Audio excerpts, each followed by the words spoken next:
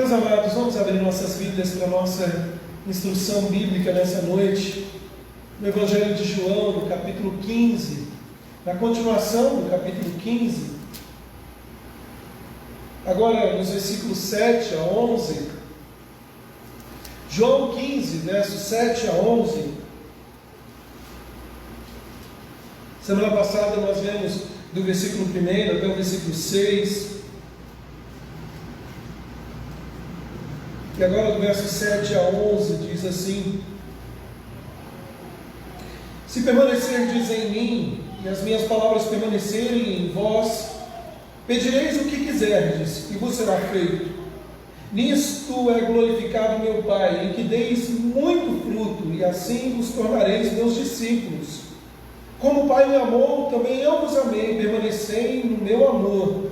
Se guardardes os meus mandamentos, permanecereis no meu amor, assim como também eu tenho guardado os mandamentos de meu Pai, e no seu amor permaneço. Tenho-vos dito estas coisas para que o meu gozo esteja entre vós, ou esteja em vós, e o vosso gozo, alegria, seja completo. Vamos orar, meus irmãos, mais uma vez, vamos falar com o Senhor. Pai, eu quero te agradecer, porque o Senhor está presente aqui. Quero te agradecer porque temos a Bíblia, a palavra do Senhor. É o próprio Deus falando conosco. Apesar de nós, apesar da nossa pequenez, das nossas falhas, Tu és Deus que fala aos corações.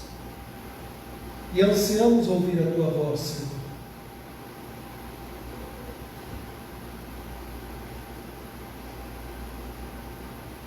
Espírito Santo, fala conosco.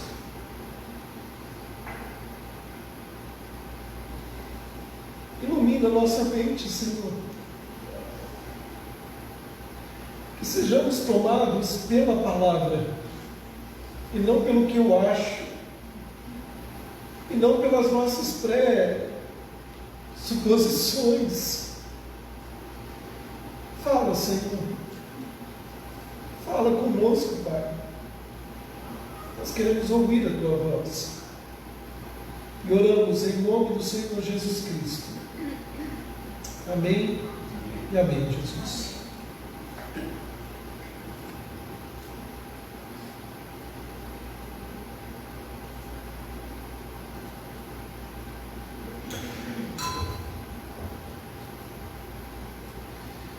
Meus irmãos, eu gostaria de fazer algumas perguntas sobre relacionamento. Como está o seu relacionamento com o seu marido e com a sua esposa? Calma, não precisa olhar para ele ou para ela assim, com cara feio. Como está o seu relacionamento com os seus filhos? Como está o seu relacionamento com os seus pais? Como está o seu relacionamento com os seus amigos? Os seus quase 5.000 amigos que você tem no Facebook. Como está o seu relacionamento com as pessoas ao redor, no seu trabalho? Como está o seu relacionamento com a vizinhança? Como está o seu relacionamento aqui na igreja, com seus irmãos?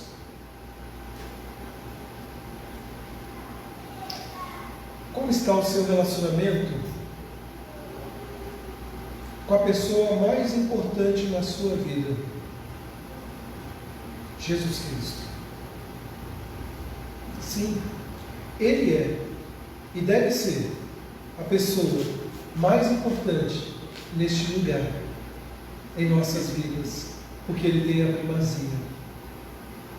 Como está o seu relacionamento com Jesus? Eu não tenho dúvida, meus irmãos, que todo crente, que todo cristão verdadeiro, um crente fiel, deseja conhecer o Senhor Jesus Cristo mais intimamente. Por exemplo, o apóstolo Paulo em Filipenses, capítulo 3, versículos 7 a 10, ele nos diz que ele considerava tudo mais como um lixo. Eu estou usando uma outra palavra aqui, porque ele usa a palavra no original, ele considerou tudo como esterco, por causa do conhecimento para conhecer a Cristo. O apóstolo Paulo já havia caminhado, quando escreve esta carta aos Filipenses, mais ou menos aí 25 anos de caminhada com o Senhor. E embora fosse um crente com 25 anos, quando escreveu isso, ele acrescentou que ainda não tinha alcançado o seu objetivo. E ele continuou em direção ao alvo, buscando conhecer mais e mais o Senhor. Se Paulo ainda precisava crescer depois de 25 anos de crente, como crente, então certamente todos nós precisamos trabalhar para crescer e conhecer o Senhor Jesus de perto. Meus irmãos, o nosso texto, ou provavelmente esse tópico, ele está inserido dentro do contexto onde o Senhor Jesus está muito próximo da sua morte, na noite anterior à sua morte. O tema geral deste capítulo é permanecer nele, o que poderíamos chamá-lo de vivendo em Cristo, ou habitar em Cristo, ou torná-lo à vontade em nosso coração. Conforme nós falamos na semana passada, ele tem que ocupar o lugar central da casa, no coração, na nossa vida. A ideia, queridos, é crescer mais perto de Cristo, onde vivemos diariamente em comunhão com Ele. Os versículos 1 até o versículo 6, Jesus usou a analogia da videira e dos ramos para ensinar os seus verdadeiros seguidores, dizendo que os verdadeiros seguidores são aqueles que permanecem nele e dão muito fruto. Nós vimos isso na semana passada. E muitos comentaristas sustentam a ideia de que a metáfora da videira termina no versículo 6, e que nos versículos 7 e 8 começa uma explicação. É verdade, queridos, que Jesus agora reverte como interlocutor. Ele diz: se vocês permanecerem em mim. Só que ele já havia falado isso no versículo 4, durante a metáfora da videira. Portanto, não é decisivo que o versículo 7 e 8 seja explicativo. Na verdade, meus irmãos, o que está a referência aqui é o fruto. No versículo 8 nos diz isso. Sugere que a metáfora da videira, embora esteja aqui sendo explicada, ainda está completamente em questão. E nos versículos que nós lemos, ele expõe 5 aspectos que podemos nos aproximar de um relacionamento crescente com Jesus. E eu quero falar desses 5 aspectos que podemos trabalhar para nos aproximar em um relacionamento crescente com Jesus. No resumo da mensagem, nós podemos dizer o seguinte: para crescer mais perto de Cristo, permanecer nele, em sua palavra, em oração viva, para glorificar o Pai, dando frutos, permanecer em seu amor, obedecer aos seus mandamentos e manter o foco em sua alegria. Ponto. É sobre isso que nós vamos falar. Você decorou? Não? Tudo bem. Então nós vamos expor o texto. Meus amados irmãos, em primeiro lugar, você que deseja crescer num relacionamento com o Senhor Jesus Cristo, você deve permanecer nele, viver em sua palavra e em oração. Permanecer nele, viver em sua palavra e em oração. E onde nós encontramos isso? Versículo 7. Olha aí na sua Bíblia, eu vou fazer questão de reler todo o texto. Versículo 7 diz: se permanecerdes em mim, e as minhas palavras permanecerem em vós, pedireis o que quiseres, e vos será feito. Meus irmãos, nós já vimos promessa semelhante a essa no capítulo 14, versículo 13 e 14, quando Jesus diz: tudo quanto pedides em meu nome, eu farei, para que o Pai seja glorificado no Filho. Se você pedir qualquer coisa em meu nome, isso farei. E nós já fizemos a exposição deste capítulo 14. Pedir em nome de Jesus significa pedir com base em quem Ele é e no que Ele fez na obra da cruz. Assume que estamos procurando fazer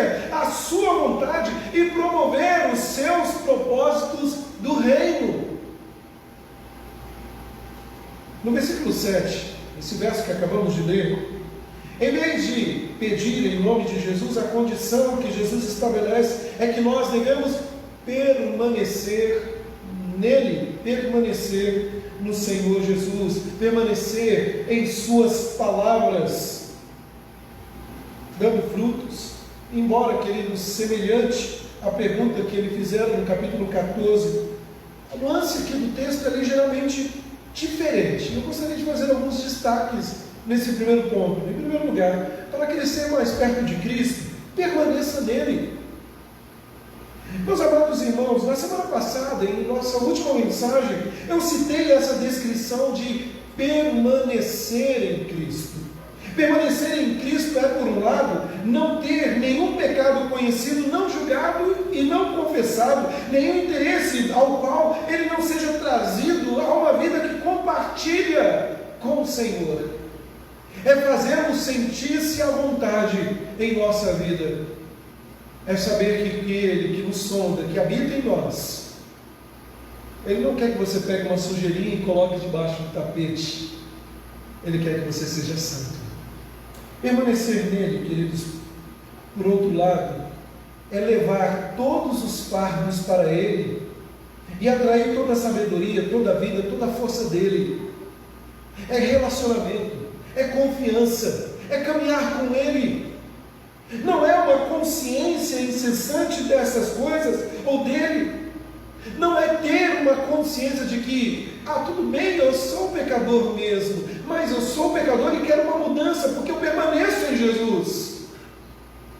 O grande problema que nós vemos nos dias de hoje é que muitos têm a consciência de que são pecadores, de que Jesus abomina o pecado, mas não querem limpar a casa da qual dizem que Jesus habita. E permanecer, meus amados irmãos, expandindo um pouco mais o conceito do que falamos na semana passada, inclui um conceito de tempo e de qualidade. O conceito do fator tempo, o conceito de tempo, significa que esta não é uma solução rápida para resolver todos os problemas, não é tirar da prateleira, não é jogar a sujeira debaixo do tapete e quando tudo estiver muito bem, aí a gente relaxa.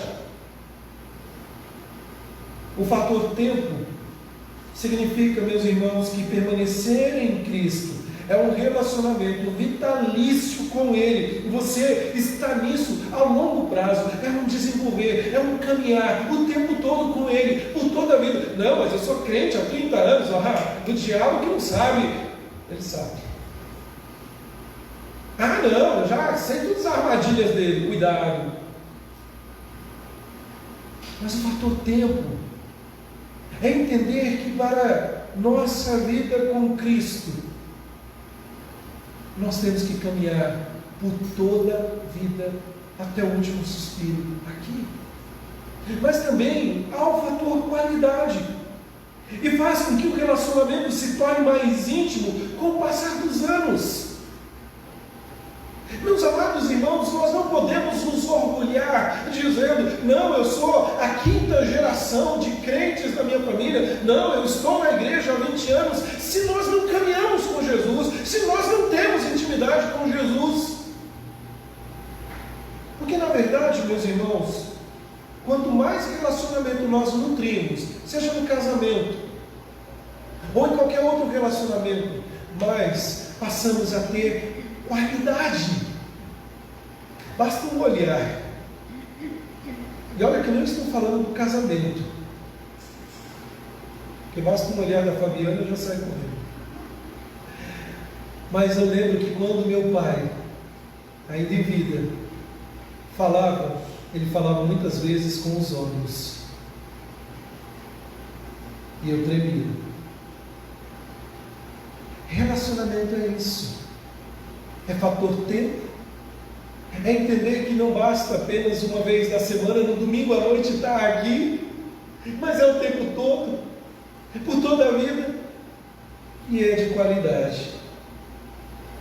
Mas, meus amados, além de permanecer, o versículo 7 também diz que para você se aproximar de Cristo, as suas palavras devem permanecer em você. Sabe, olha diz, minhas palavras. Mas que palavras são essas que Jesus está dizendo? Meus amados, se referem a tudo que Jesus ensinou. Uma vez que todo o Antigo Testamento aponta para Cristo, uma vez que o Novo Testamento é sobre Ele, é permitir que as suas palavras tomem o nosso coração, significa que as palavras dele, do Senhor, encontram guarida no nosso coração, está em casa. Faz coro com aquilo que o salmista diz no Salmo 119, verso 11: escondi a tua palavra. Aonde? Na casinha. Qual é a casinha? No meu coração. Escondi a tua palavra no meu coração, para não pecar contra ti. Sabe, meus irmãos, é ter intimidade com a Bíblia. Você quer ouvir Deus falar? Ele fala pela palavra. Pare de buscar em canções, ainda que com a melodia bonita, achando que Deus está falando ali. Deus fala na palavra. E a palavra pode ser musicada. É o contrário. É cantar o que a palavra diz. Pare de ficar buscando experiências. Pare de ficar ouvindo pelos corredores do mundo afora. Eis que Deus mandou te dizer quando Ele não diz. Está escrito. Veja que Jesus diz que nós devemos permanecer nele, nas suas palavras. Meus irmãos, gaste, e nós devemos gastar muito tempo com a palavra. Te pergunto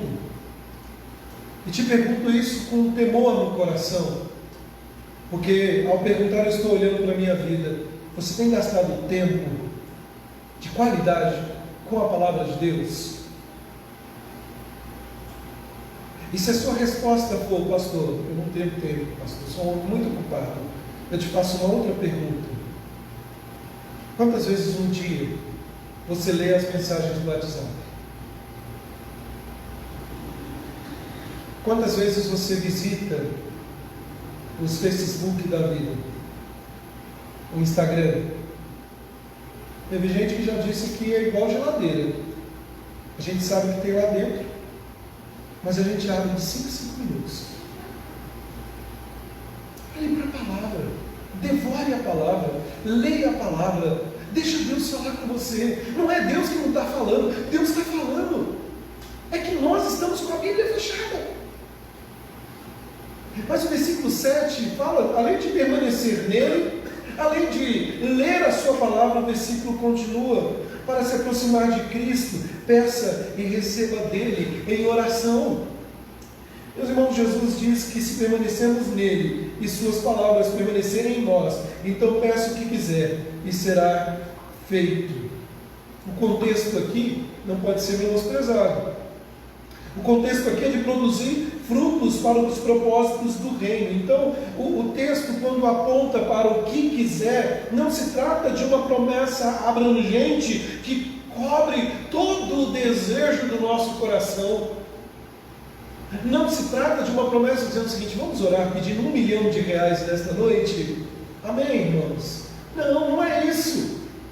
Vamos orar pedindo para que o Senhor nos dê uma vida livre de problemas. Não é isso. Deus tem poder para isso? Tem.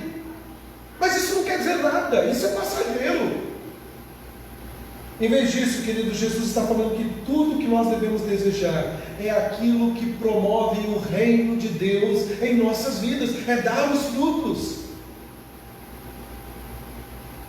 Não é fácil. Eu já indiquei isso tanto no capítulo 14, quando nós vimos essas promessas que aparentemente parecem um tanto quanto abrangentes, né? E de difícil interpretação fora do contexto. Eu pedi tanta coisa e Deus não me atendeu. Lembre-se, o que está envolvido é o reino de Deus. E não é fácil, porque o que envolve o reino, muitas vezes oramos pedindo: Senhor, cura, Senhor, restaura fulano para que ele venha para a tua casa, Senhor, converte o coração de Beltrano. E muitas vezes não acontece, porque Deus tem o seu tempo e a sua maneira de agir. Mas uma das coisas que João 15, verso 7 nos diz é que se vivemos próximos a Ele, e a Sua palavra rege os nossos pedidos, nós devemos pedir e receber dele respostas regularmente e dizer obrigado, Senhor, ainda que seja um grande não.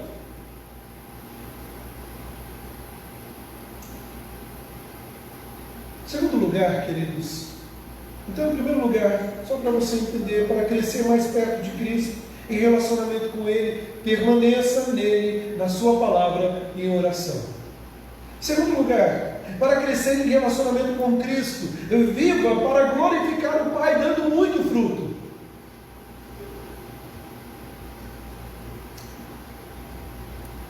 Olha o versículo 8. Nisto é glorificado meu Pai, que deis muito fruto, e assim vos tornareis meus discípulos. Meus irmãos, não passe desapercebido, ou não passemos desapercebidos aqui na terra.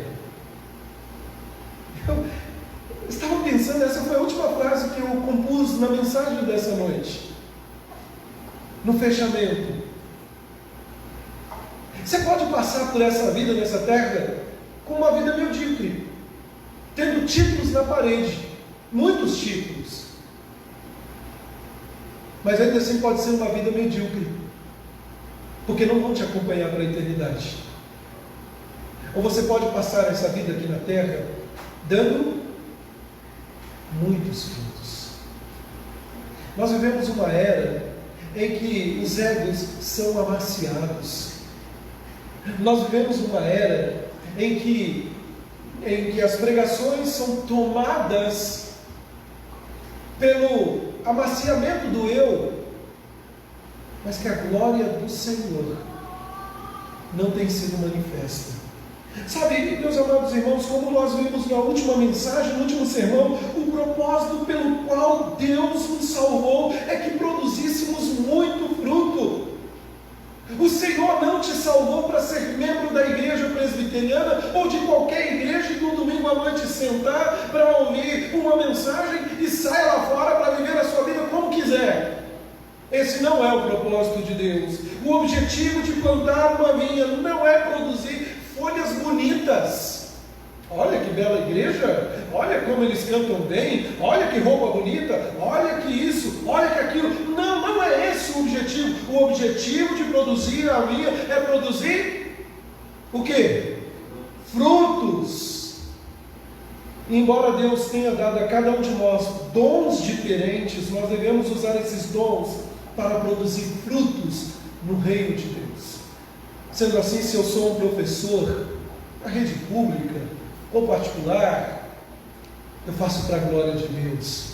Se eu sou um advogado, eu faço para a glória de Deus. Se eu sou um mecânico, eu sou o melhor para a glória de Deus. E em tudo que eu faço, seja nos dons usados na obra do Senhor para a edificação do reino, seja na vida do cotidiano, no meu ofício, na minha vocação, eu dou frutos para a glória de Deus. Meus irmãos, eu não sou muito jardineiro. Eu falei na semana passada que eu tenho a mão podre, né? Eu planto e a coisa não dá certo. Felipe, não me contrate, nem me chame para lá, que eu acho que até é complicado. Eu também, queridos, não sou botânico, mas eu consigo identificar alguns tipos de árvores. Quer ver só? Essa semana eu estava olhando aqui pela janela, semana passada, tem uma árvore aqui, ela tem um fruto redondinho, que é uma casca grossa, e quando você abre assim, até tem alguns que os pássaros comem, e é rosado dentro, chama goiaba. Goiaba. Lá em casa tem um pé, uma árvore grande, que tem um fruto que ele é redondinho assim, é vinho, a cor bem suculenta, gostoso até, chama jabuticaba.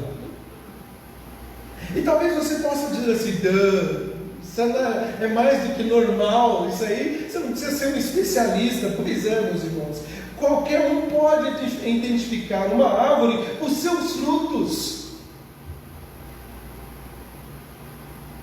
E pelo que eu me lembro, é assim que Jesus disse, que nós seremos conhecidos pelos nossos frutos.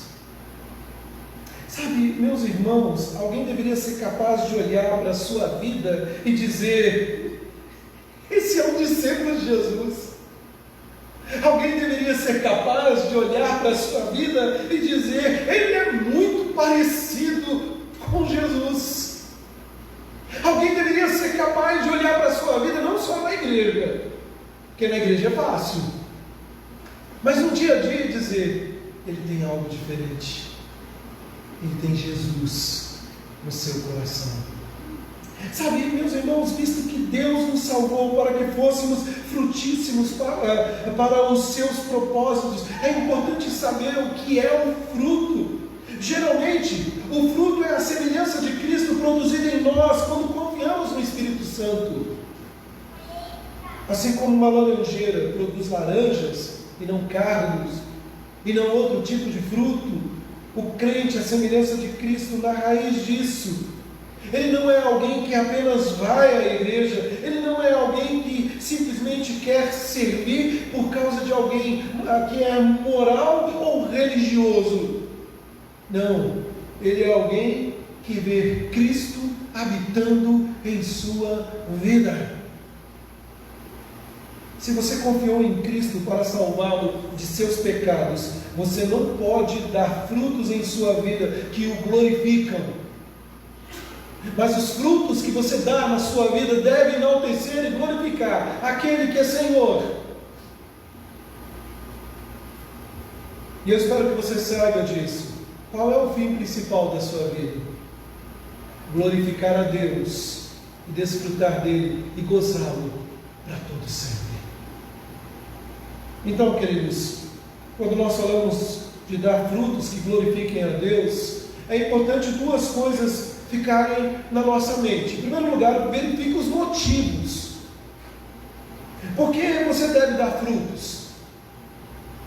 Sabe, queridos, é fácil cair na armadilha de servir o Senhor para que outros digam coisas boas sobre você.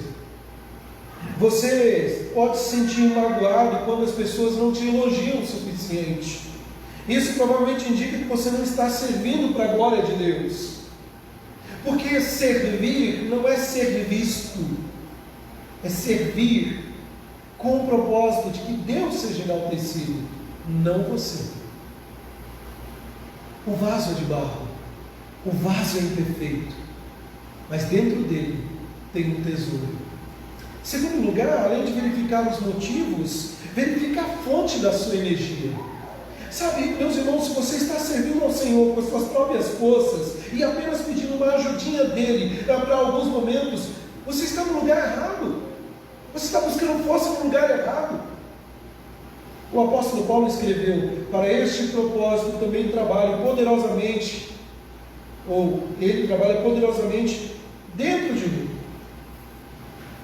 Talvez na caminhada você tenha em algum momento sentido esgotado, provavelmente porque você está servindo no seu poder e não na força do Senhor.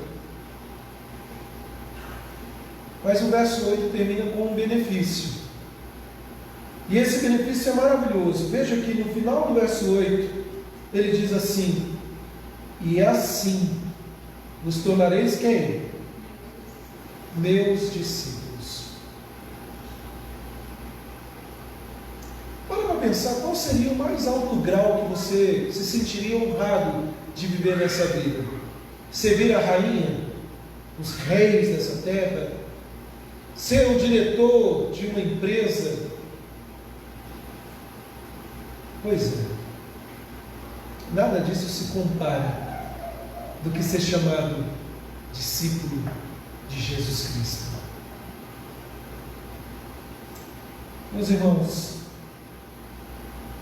assim, para se aproximar de Cristo, permaneça nele e na sua palavra, pedindo e recebendo dele por meio da oração, vivendo para a glória do Pai, produzindo frutos. E aí chegamos ao nosso terceiro ponto, no versículo 9. Para crescer no relacionamento com Cristo, você deve permanecer no seu amor. Olha o verso 9. Como o Pai me amou, também eu os amei. Permanecei no meu amor. Que declaração surpreendente! Assim como o Pai perfeitamente me amou, amou o Filho por toda a eternidade, nunca vacilando no seu amor, Ele declara: eu também vos amei. Meus irmãos, Jesus nos ama. E o que é maior, e esse é o maior motivo pelo qual nós devemos querer nos aproximar dele. Ele nos ama com amor infinito e inesgotável. Como diz o hino que cantamos: meu Deus, que amor, meu Deus, que antigo amor. É um amor que me conhece, é um amor que sabe que sou falho, pecador, e Ele decidiu continuar me amando. É um amor que é imerecido, mas Ele me ama.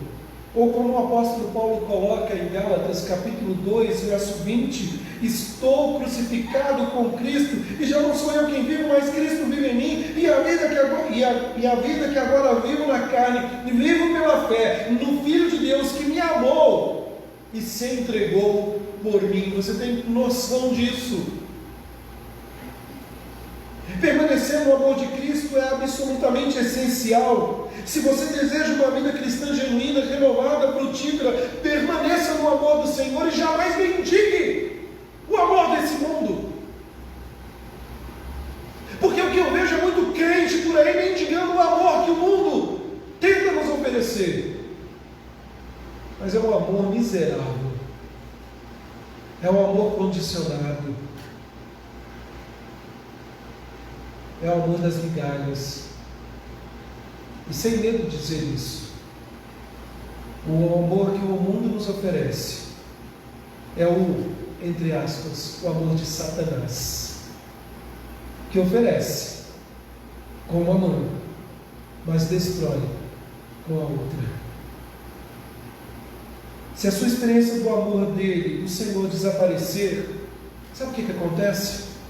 Os mandamentos do Senhor se tornam pesarosos para você, pesados. Servir o Senhor se torna enfadonho, você se torna vulnerável a todo tipo de tentação. Foi assim que o Senhor confrontou a igreja de Éfeso. O Senhor confrontou a igreja de Éfeso em Apocalipse capítulo 2, versículo 4, dizendo que eles tinham ali, eles perseveravam sob a perseguição, eles estavam defendendo uma sã doutrina, e o Senhor disse: mas eu tenho algo contra vocês. E o que eles tinham? O que o Senhor tinha contra eles? Vocês abandonaram o único amor, o amor verdadeiro. Vocês não permaneceram no meu amor. Sabe o que Jesus está dizendo para a igreja de Éfeso? Vocês estão fazendo muita coisa, tem muita atividade, mas está só no automático, sem amor, sem relacionamento. Meus irmãos, a maneira de você manter renovado o amor de Cristo é lembrar-se do seu grande amor por você. Nunca supere a maravilha de que o eterno Filho de Deus se entregou por você. Acorde amanhã, segunda-feira, e diga: Senhor, obrigado, eu estou vivo porque o Senhor me ama. Agora, queridos, nós precisamos pensar um pouco mais com cuidado sobre isso, porque frequentemente cristãos duvidam do amor de Cristo quando passam por provações na sua vida. Porque constantemente, muitos erroneamente dizem assim: se Deus realmente me amasse, Ele não permitiria que essas coisas horríveis acontecessem comigo. Mas Jesus diz que assim como o Pai me amou, Ele também nos ama. O amor perfeito do Pai significa que Ele poupou Jesus da cruz, não é verdade? Não, Ele não poupou o seu próprio Filho. Ele não veio fazer a sua vontade, Ele veio fazer a vontade do Pai. Então o amor perfeito do Senhor por você não significa que Ele vai te poupar das provações, das lutas.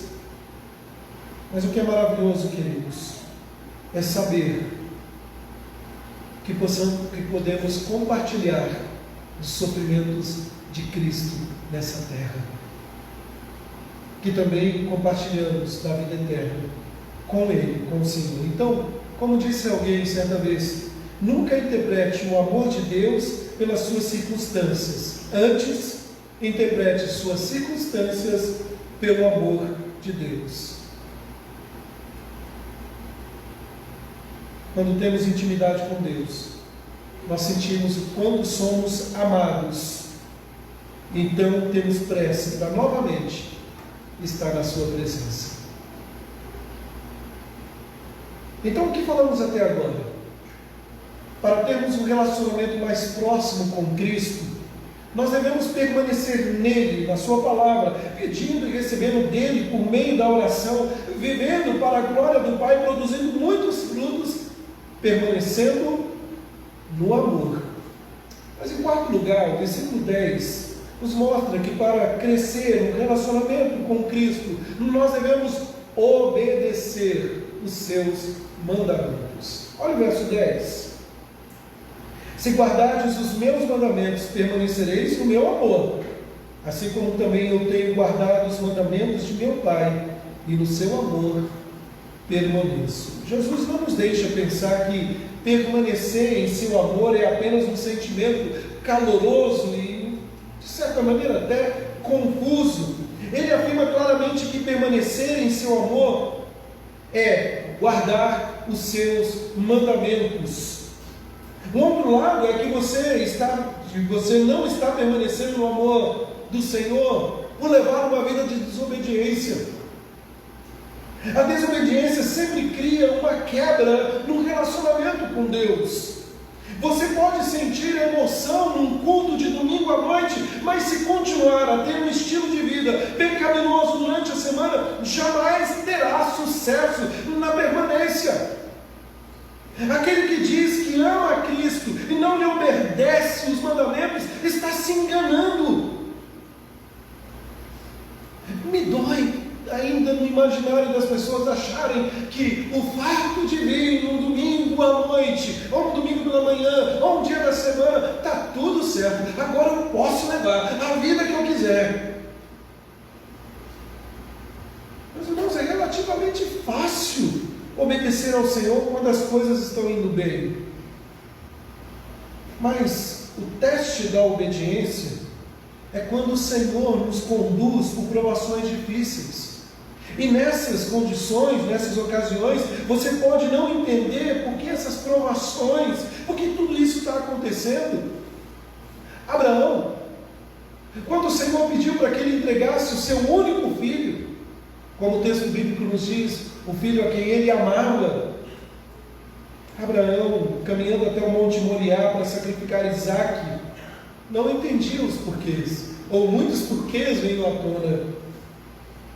Mas você tem que confiar e obedecer o Senhor. Quero contar uma história para você. Elizabeth Elliot perdeu seu primeiro marido, Jim Elliot, missionário. Perdeu para os índios Auca. Depois Elizabeth perdeu seu segundo marido, Addison Leite, para o câncer.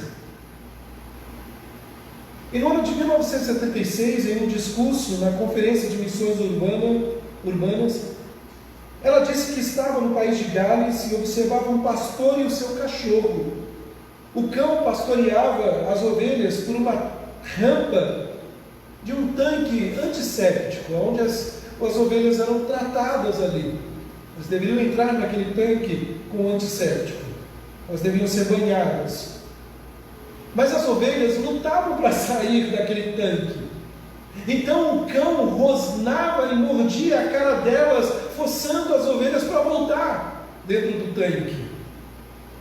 Quando estavam prestes a sair do tanque, o pastor, diz Elizabeth, usou um instrumento de madeira para agarrar os carneiros, agarrar as ovelhas pelos chifres e jogá-los novamente no tanque, mantendo ali naquela solução que estava tratando as feridas das ovelhas, tratando elas. E a senhora Elizabeth então perguntou à esposa do pastor de ovelhas se as ovelhas entendiam o que estava acontecendo, e ela respondeu: elas não têm a menor ideia.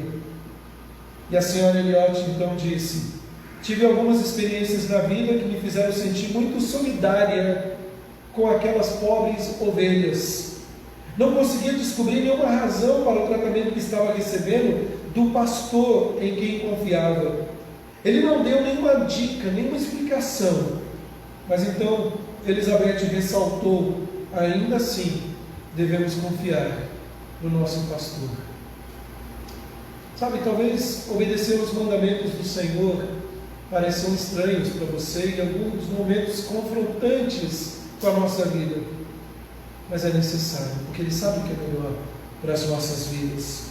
Então, queridos, para crescer mais perto de Cristo, permaneça nele, na sua palavra, em oração, viva para glorificar o Pai, dando muito fruto, permanecendo no amor de Cristo e obedecendo aos seus mandamentos. Mas ainda nos resta uma última lição para permanecermos próximos de Cristo. E para crescer em relacionamento com Ele, com Cristo, mantenha o foco em sua alegria, ou em seu gozo, mas eu prefiro a palavra alegria. O versículo 11 nos diz assim: tenho-vos dito estas coisas para que o meu gozo esteja em vós, e o vosso gozo esteja completo. Se eu te perguntasse, que palavra vem à sua mente quando eu digo obediência? O que você diria? Talvez você diria dever, trabalho, regras. O trabalho é enfadonho, não tem graça.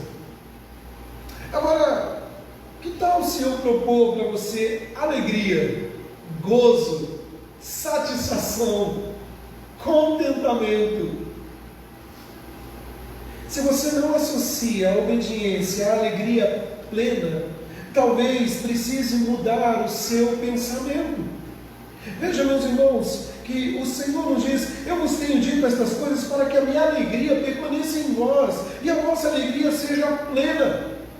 Quando permanecemos em Cristo, nós produzimos muito fruto, o Pai é glorificado e há dentro de nós uma alegria cheia de glória que enche o nosso coração. É interessante que no Evangelho de João, a palavra alegria só foi usada uma única vez. No capítulo 3, verso 29, quando retrata ali João Batista. Mas no momento mais doloroso, no cenáculo, na última noite, próximo ali da cruz, próximo a Jesus enfrentar a cruz, ele usa 7 vezes. Aqui, no nosso texto, no capítulo 16, no verso 20, 21, 22, 24, no capítulo 17, versículo 13. E caminhando por fim aqui, ainda pensando nessa questão da alegria, meus irmãos, o mundo só pode oferecer alegria quando as coisas vão bem. É relativamente fácil ficar cheio de alegria quando você tem um casamento feliz, quando seus filhos são bem, estão em paz dentro de casa, quando há um emprego satisfatório, bem pago, quando você tem uma boa saúde, quando você tem uma conta no banco que pode mantê-lo bem, mesmo em meio à crise. Mas são apenas aqueles que conhecem a Cristo, que podem dizer, como em Romanos capítulo 5, verso 3, exultamos nas nossas tribulações. Ou como Tiago nos diz no capítulo 1, verso 3, tem de motivo de grande alegria, por passagem por quê? Por provações? Por muitas provações, por grandes provações, ou mesmo quando o apóstolo Pedro nos diz que à medida em que você compartilha do sofrimento de Cristo, você deve se regozijar. Meu irmão, minha irmã, ninguém pode roubar de você a alegria, o gozo, a satisfação de servir no reino de Deus, ainda que lhe custe morrer pela obra, porque nós devemos dar frutos, e esses frutos incomodam. É interessante que no João, Jesus ofereceu paz, ele insistiu que seus seguidores permaneçam no amor, e agora aqui, no nosso texto, ele nos oferece alegria. O que é o pressuposto da alegria humana? É efêmera, é passageira, é rasa, é incompleta. As pessoas têm que buscar alguma coisa. Muitos estão tristes porque não tem o carnaval, mas vão dar um jeitinho. Porque afinal de contas eu preciso ter alguma alegria. O crente repousa, mesmo nas provações, dizendo: Senhor, Tu és a minha alegria. Muitas vezes eu via cenas como Paulo e Silas numa prisão cantando e não conseguia entender. Ou o apóstolo Paulo preso, escreveu uma carta dizendo: alegrai-vos no Senhor. Outra vez eu digo: alegrai-vos. Ou como Neemias, quando afirma: a alegria do Senhor é a nossa força. Meus irmãos, o Filho, Jesus, não oferece aos seus discípulos sua alegria como um pacote separado. Ele compartilha a sua alegria à medida que ele compartilha a sua obediência, obediência que enfrenta voluntariamente, até mesmo que seja a morte. Então eu concluo simplesmente, e eu quero que você pense nessa noite: como anda seu relacionamento com Jesus? É religioso? Se sairmos daqui, Jesus vai ficar trancado aqui dentro, e a gente volta domingo que vem para nos encontrar: meu Jesus, espera um pouquinho, qualquer coisa eu mando uma comidinha. Como anda seu relacionamento com Jesus? Se você não tem você pode começar vendo a cruz como um pecador arrependido e crendo em sua morte e ressurreição por você. Se você não tem um relacionamento com Jesus, hoje é o dia de você ter. Hoje você pode se voltar assim e dizer: Senhor, não há ninguém que me satisfaça neste mundo, eu quero caminhar contigo. Eles vão me chamar de louco, mas eu quero estar contigo. Agora, se o seu amor por Jesus ficou morno, frio, volte para a sua palavra e oração esta semana. Leia a Bíblia, devore, tenha fome de Deus. Ore, ainda que passe horas e horas orando, ainda que seja necessário você acordar de madrugada. No começo o sono toma conta, mas depois se torna prazeroso.